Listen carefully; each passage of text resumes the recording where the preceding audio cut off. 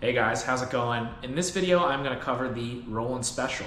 What is it? What's the theory behind it? Where did it come from? And if you want to make one, where can you get it? Or how can you build your own? So to start, what is the Roland Special? It is essentially a customized Glock 19 with a variety of parts that make it classified as the Roland Special. To get a legit quote-unquote Roland Special, you can send a Generation 1 through 4 Glock to a company called ATEI, and for $2,300 they will take it and modify it into something like this, complete with all of the parts and accessories. I did not go through ATEI because, if you might notice, this gun is ambidextrous. This is a Generation 5 Glock 19, so that is not on their roster for what they will do for the customization. So I handled it locally and sourced my own parts. So what actually goes into making a gun a Roland Special? It starts primarily with the base, which is a Glock 19, but you'll notice this firearm particularly has a Trijicon RMR on it. This is a Type 2 with the adjustable dot, some suppressor height sights to go along with that to co-witness, a custom milled slide, which has some front serrations on there, a KKM precision barrel with their compensator that's also fixed. This has a Surefire X300U, which is the 1000 lumen light. This particular firearm has an agency trigger installed, a double undercut on the frame there, if you can see it, as well as a laser stippled frame. And this also has an SLR Rifle Works magazine well. So what the purpose of all of this is to have essentially a concealed carry gun that is in reality like an open class pistol, right? This is the size of a Glock 34 overall with the compensator, but it offers much more advantages by having the red dot and the compensator, lets you shoot farther, more accurately, and it shoots flatter. So the concealed carry portion of it, I personally have a T-Rex Arms light bearing Ragnarok. This gun is huge. I don't concealed carry it. I used it at a couple of classes that I've taken. Can you conceal carry it? I'm sure you could. Can I conceal carry it? No, I cannot. So I have an outside the waistband holster. I just use it for some classes and fun. Aside from the concealed carry portion, you'll also notice this one in particular. I have a Glock 17 magazine in here.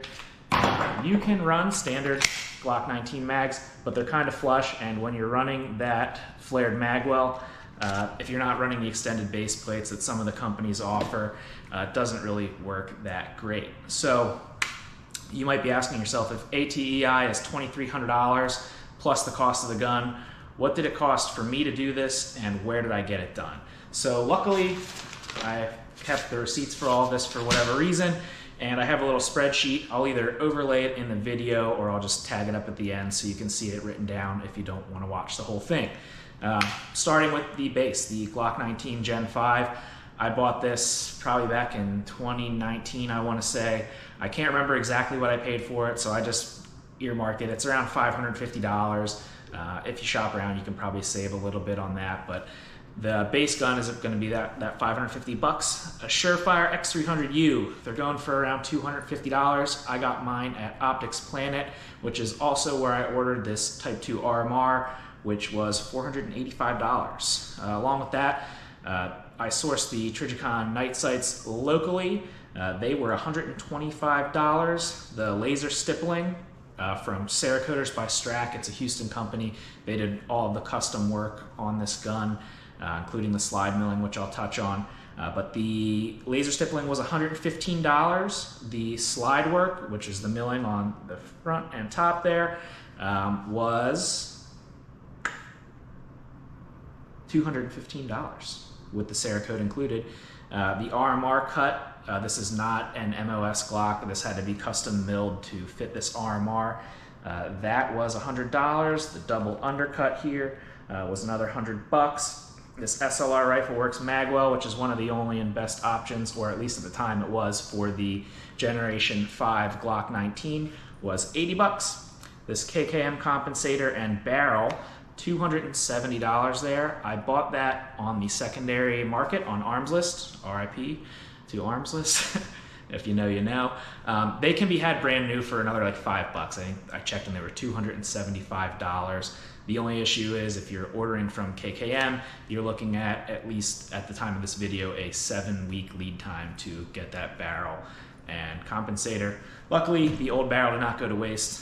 Put it in a polymer 80 build that I did. Comment below if you want a video on that gun. And this last part's here, the Agency Arms trigger, $160 for that. Flat facing trigger. It is pretty nice. I like it a lot. But you can stick with the stocks trigger, polish job. Is it worth 160 bucks? It's marginal, but on a gun like this, you might as well, right? So that leads me to a grand total, including the gun, all in all, of $2,519 for this thing. If you already own a Glock 19 and you just want to get the modifications, you could find somebody locally, or if you're in Houston and you want to go to Cerakoter's and their prices haven't changed since I did this back in 2019, the grand total is $1,899, so right about 1,900 bucks in modifications. Certainly substantially cheaper than the $2,300 that you would spend if you sent this to ATEI to get all the work done. Was it worth it? I don't know. It's still a Glock 19, you know, it's fun. I've taken some classes with it, like I said. I think I will throw some clips in here. My gun!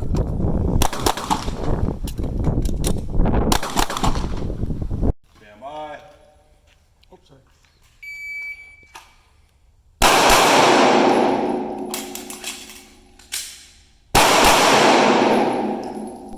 .44.